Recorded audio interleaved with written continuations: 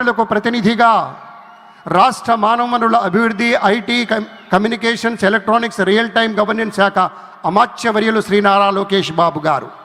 బాబు గారి తనయుడిగా కాదు, వారి యొక్క ఆలోచనలకు తనయుడుగా అన్నట్టుగా ఈ రాష్ట్ర అభివృద్ధికి కట్టుబడి నిబద్ధతతో కృషి చేస్తున్న శ్రీ నారా లోకేష్ గారిని మాట్లాడవలసిందిగా మనవి.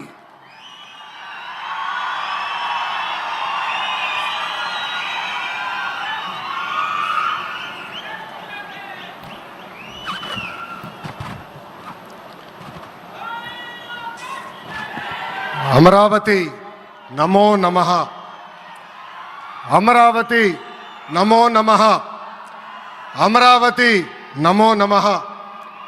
వేదికమైనున్న ఆర్కిటెక్ట్ ఆఫ్ మోడర్న్ భారత్ గౌరవ ప్రధానమంత్రి నరేంద్ర మోడీ గారికి, మన పేదల నాయకుడు గౌరవ ముఖ్యమంత్రి చంద్రబాబు నాయుడు గారికి, నా అన్న గౌరవ ఉప ముఖ్యమంత్రి పవన్ అన్నకి,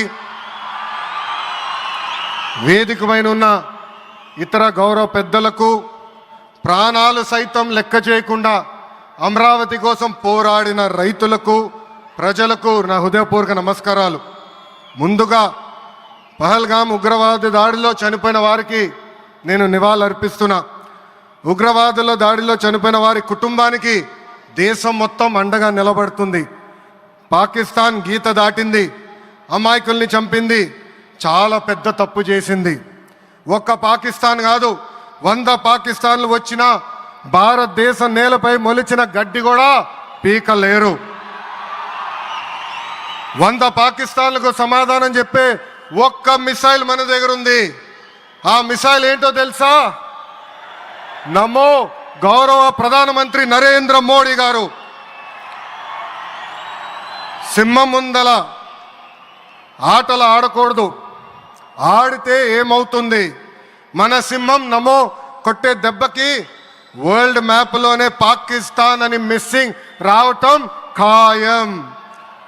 ఈరోజు పాకిస్తాన్ ఆర్మీలో పనిచేసేవారు కొంతమంది రాజీనామా చేశారు, కొంతమంది సెలవులు పెట్టిపోయారు.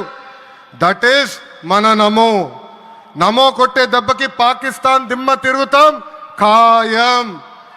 ఈరోజు నేను గర్వంగా చెప్పగలుగుతున్నా, ఎంటైర్ నేషన్ స్టాండ్స్ విత్ మన నమో. కేంద్రం ఈరోజు కులగణన చేయాలన్న నిర్ణయం తీసుకుంది. ఇది ఒక నిర్ణయం కాదు, ఇది ఒక సంచలనం. Wear others hesitated for decades, Namo acted, rewriting history with courage. True to his commitment to empower the marginalized and deprived, Namo's bold stroke will deliver social justice in its truest form. నమో గారికి ఆంధ్రప్రదేశ్ అన్న, అమరావతి అన్న ఎంతో ప్రేమ. ఇప్పుడు ఆయన ఢిల్లీలో ఎంత బిజీగా ఉన్నారో మనందరూ తెలుసు. ఆయన ఈ కార్యక్రమానికి వచ్చారు. 2024 ఎన్నికల్లో ప్రజలు ఎన్డీఏ ప్రభుత్వానికి 94 సీట్లు గెలిపించారు. అందుకే మన ప్రధాని నమో గారు ఆంధ్రప్రదేశ్ కోరిన అన్ని కోరికలు తీరుస్తున్నారు. మొన్నే విశాఖపట్నానికి వచ్చి railway zone, NTPC green project, Nakkapalli bulk drug పార్క్కి నిధులు కేటాయించారు. ఏకంగా విశాఖపట్నం ఉక్కు ఫ్యాక్టరీని కాపాడారు. ఇప్పుడు అమరావతికి వచ్చి నిధులే కాదు పనులు కూడా ప్రారంభించబోతున్నారు. మనం ఒకసారి గతం కూడా గుర్తు చేసుకోవాలి. 2014లో రాష్ట్ర విభజన జరిగింది. కట్టుబట్టలతో మెడబట్టి మన బయటికి గెంటేశారు. ఎక్కడి నుంచి పరిపాలించాలో తెలియని పరిస్థితి. కానీ మన సిబిఎన్ గారికి సంక్షోభాలు కొత్త కాదు. ఒక పక్కన సంక్షేమం, మరో పక్కన అభివృద్ధి చేసి చూపించారు. అందరి ఆమోదం తెలిపిన తర్వాతనే అమరావతి రాజధానిగా ప్రకటించారు. రైతులు చేసిన త్యాగం వల్ల ఈరోజు అమరావతి ఏర్పడింది. ఒకే రాజధాని, అభివృద్ధి వికేంద్రీకరణ అనే ఎజెండాతో మన ప్రభుత్వం ముందరికెళ్ళింది. రాయలసీమను ఎలక్ట్రానిక్స్, ఆటోమోటివ్, రెన్యూవబుల్ ఎనర్జీ హబ్గా తయారు చేశాం. గోదావరి జిల్లాలో ఆక్వాని పెద్ద ఎత్తున ప్రోత్సహించాం. ఉత్తరాంధ్రలో ఐటీ, ఫార్మా కంపెనీలు కూడా ఆనాడు మనం తీసుకొచ్చాం. కానీ 2019 నుంచి 24 వరకు విధ్వంస పాలన మనం చూసాం. మన సిబిఎన్ పై ఉన్న వ్యక్తిగత కక్షతో అమరావతిని చంపేయాలని చూశారు. ఒక్క ఇటుక కూడా పెట్టకుండా 3 రాజధానులంటూ 5 సంవత్సరాలు గడిపేశారు. 8 ఏళ్ల పిల్లోడి దగ్గర నుంచి 80 సంవత్సరాల వృద్ధుల వరకు జై అమరావతి అంటూ జెండా బతుకుని రోడ్డు పైకి వచ్చి ధర్నాలు చేస్తాం, పోరాటాలు చేస్తాం, మనందరం చూసాం.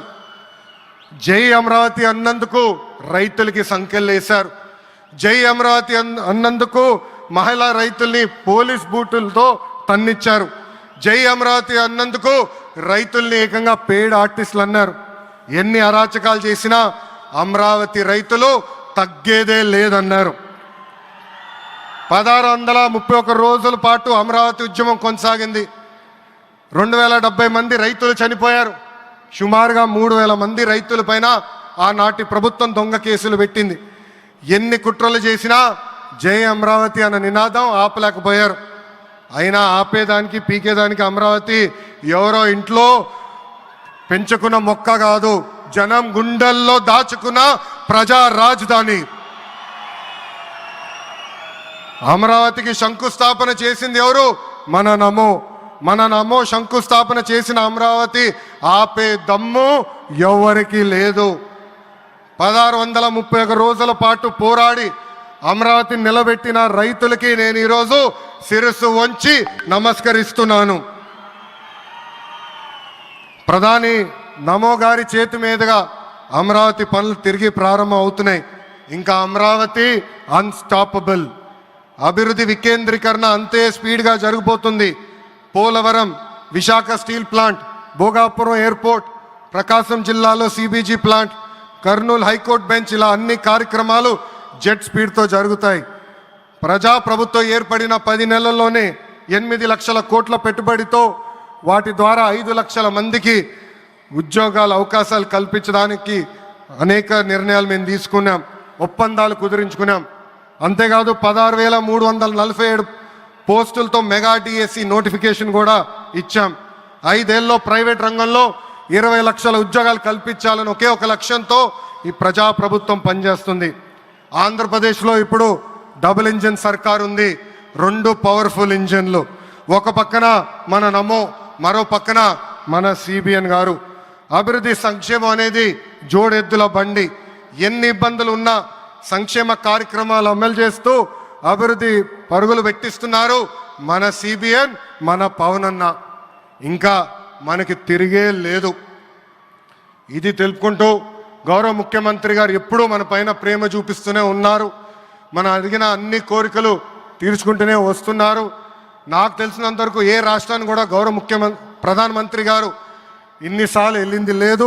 దానికి నేను హృదయపూర్వక ధన్యవాదాలు తెలుపుకుంటూ జై అమరావతి, జై అమరావతి, జై అమరావతి, జై ఆంధ్రప్రదేశ్, జై ఆంధ్రప్రదేశ్, జై ఆంధ్రప్రదేశ్. నరేంద్ర మోడీ గారి నాయకత్వం, నరేంద్ర మోడీ గారి నాయకత్వం, చంద్రబాబు నాయుడు గారి నాయకత్వం, పవన్ అన్న నాయకత్వం. జై హింద్. అద్భుతం. ఒక ఉత్తేజపూర్వకమైనటువంటి ప్రసంగాన్ని అందించారు శ్రీ లోకేష్ గారు. ధన్యవాదాలు.